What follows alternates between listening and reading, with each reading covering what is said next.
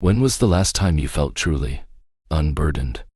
In this say, think about it.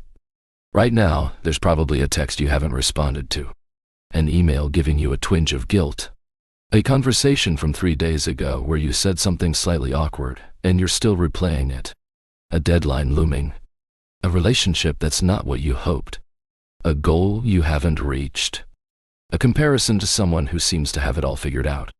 And it's heavy, isn't it? Like you're trying to cross an ocean while carrying furniture on your back. Take a breath with me. Just one. What if I told you the heaviest things you carry aren't on your to-do list, but in your mind? And what if I said the key to feeling lighter isn't about getting more done? It's about letting go. Not in some vague, just be positive way.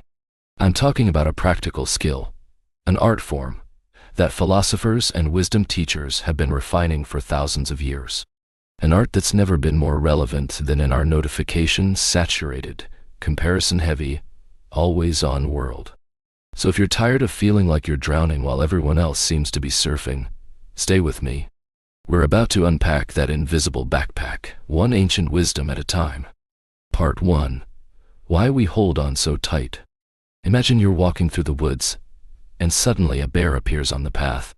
What happens in your body? Your heart races. Your muscles tense. Your breathing gets shallow. You're ready to run or fight. Now imagine you're about to give a presentation at work. Or you see that person who hurt you walking into the coffee shop. Or you check your bank account and it's lower than expected. Same physical response. Your body can't tell the difference between a bear and a tough conversation. It's all threat. And when we feel threatened, we grip tighter. The ancient Stoics nailed this 2,000 years ago. Seneca, who was both a philosopher and Rome's wealthiest citizen, observed that we cling out of fear. Fear of uncertainty. Fear of not being enough. Fear of what might happen if we loosen our grip. Then there's Buddhism, which identifies attachment as the root of suffering. Not desire itself, but the desperate clinging to things we can't control. Here's where it gets personal. Think about the last time you couldn't stop checking your phone after sending an important message. Maybe to a date, or your boss, or during an argument with your partner. Why did you keep checking? Because you wanted to control their response. You wanted certainty. You wanted to manage how they see you.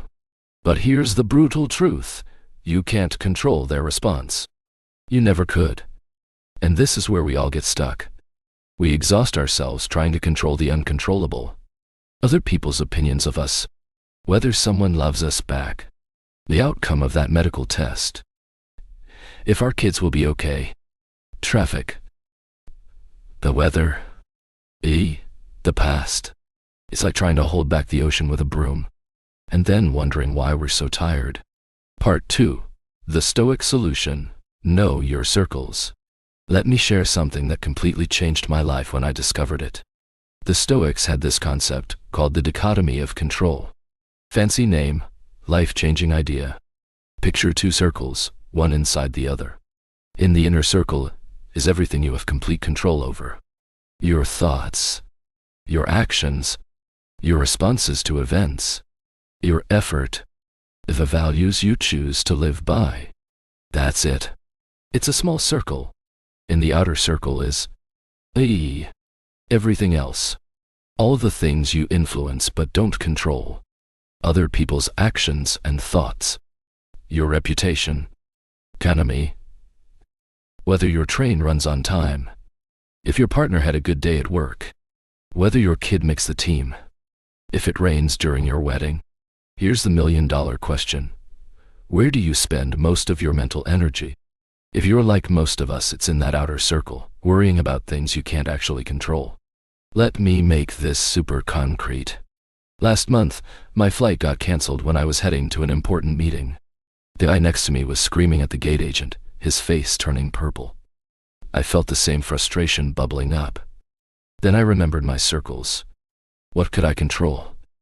My response to this situation. How I treated the gate agent. My effort to find alternatives. How I used the unexpected time. What couldn't I control? The weather causing the cancellation. The airline's policies.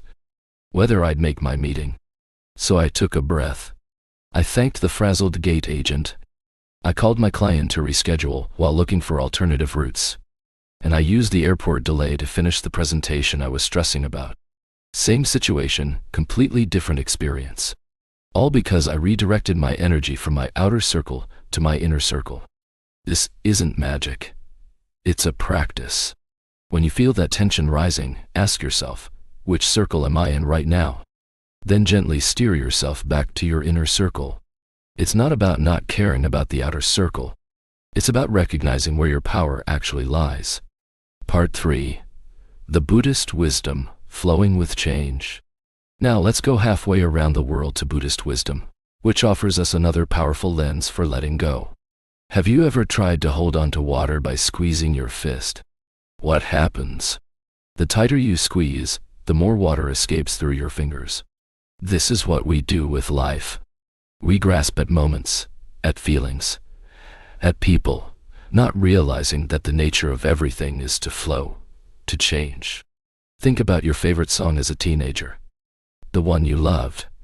How often do you listen to it now? Or think about a friendship that was once your whole world, but has faded. Or how about your own body? Look at a picture from 10 years ago. Different, right? Everything changes. And most of our suffering comes from refusing to accept this basic reality. I have a friend, let's call her Sarah, who spent years bitter about her divorce. The pain wasn't just from the loss, but from the story she kept telling. This shouldn't have happened to me. My life should have gone according to my plan. It was only when she began to accept the fundamental reality of change, that relationships, like everything, are impermanent, that she started to heal. Not because she didn't care, but because she stopped fighting reality itself. Buddhism offers a powerful practice for this. Mindfulness. This isn't some woo-woo escape. It's the practical skill of noticing your thoughts without being hijacked by them. Try this right now. For just 10 seconds, notice the thoughts passing through your mind. Don't judge them, don't follow them down a rabbit hole, just notice them like clouds passing in the sky. Hard, right? Our minds are thought factories. We can't stop the production, but we can learn not to identify so completely with every thought that pops up. When a worry about the future appears, instead of becoming the worry, you practice observing it. Oh, there's that thought about the meeting tomorrow. You acknowledge it, and then you let it move on, like a leaf floating down a stream. This creates a tiny bit of space between you and your thoughts. And in that space is freedom. Part 4. The science of letting go. Now, if you're skeptical about ancient philosophy, I hear you. But here's where modern science backs up these ancient insights. Neuroscience shows that when we practice letting go, whether through mindfulness, reframing our relationship to control, or compassion practices, we're actually rewiring our brains. Every time you shift your focus from worrying about an outcome to focusing on your effort, you're strengthening neural pathways. You're literally building a brain that's more resilient, more focused on what matters. Studies of long-term meditators show they have physically different brains, with stronger connections in regions associated with attention and emotional regulation, and reduced activity in areas linked to anxiety and mind wandering. Even more fascinating, research on regret shows that what people regret most at the end of life isn't their failures, it's their failure to try. Not the relationships that ended, but the ones they were too afraid to pursue. Not the careers that didn't work out, but the dreams they were too scared to chase. In other words, we regret staying trapped in our outer circle, worrying about what we can't control, instead of fully engaging with what we can. Part 5. Daily practices for lighter living. So how do we actually do this? How do we translate these ancient insights into modern life? Here are 4 simple but powerful practices you can start today. 1. The morning circle check. Before you even pick up your phone, take 30 seconds to identify one thing in your inner circle to focus on today. Not "I hope my presentation goes well," outer circle, but "I will prepare thoroughly and deliver with confidence," inner circle. This simple reframe changes everything. 2. The traffic light practice. We waste so much life force raging at red lights, literal and metaphorical. Next time you're stuck in traffic, in a line, on hold, instead of fuming, use it as a trigger for letting go. Take 3 breaths. Name 3 things you're grateful for. This transforms wasted time into a moment of peace. 3. The social media question before you scroll. Ask yourself, is this feeding my inner circle or my outer circle? Are you seeking inspiration for your own path, or falling into comparison with others? Are you connecting authentically or seeking validation?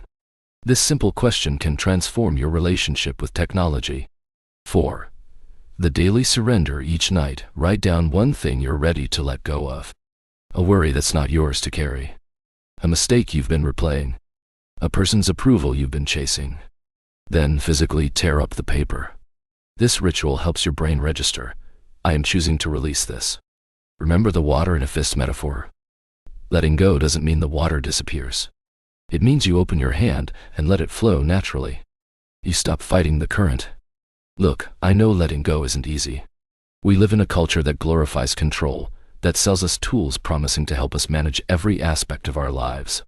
And some things are genuinely hard to release. Deep hurts, big dreams, core relationships. But ask yourself, what has holding on so tightly cost you? Your peace? Your presence with the people you love? Your ability to enjoy the life you actually have, while you're chasing the one you think you should have? The ancient wisdom traditions aren't asking us to stop caring. They're inviting us to care differently, to pour our energy into what we can actually shape while accepting with grace what we cannot.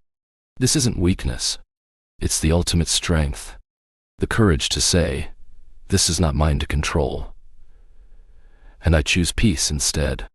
Next time you feel that weight on your shoulders, that tightness in your chest, ask yourself, what am I trying to control that isn't mine to control? What can I let go of right now, even just a little bit? And then, with kindness to yourself, open your fist, just a little. Feel the water start to flow again. Notice the space that opens up when you stop carrying what was never yours to carry. I'd love to know, what's one thing you're ready to start letting go of? Share in the comments. Sometimes naming it is the first step to releasing it. If this resonated with you, subscribe for more explorations of ancient wisdom for modern life. And remember, you don't have to perfect the art of letting go all at once. One breath, one thought, one moment at a time is enough. Until next time, may you carry only what's yours to carry.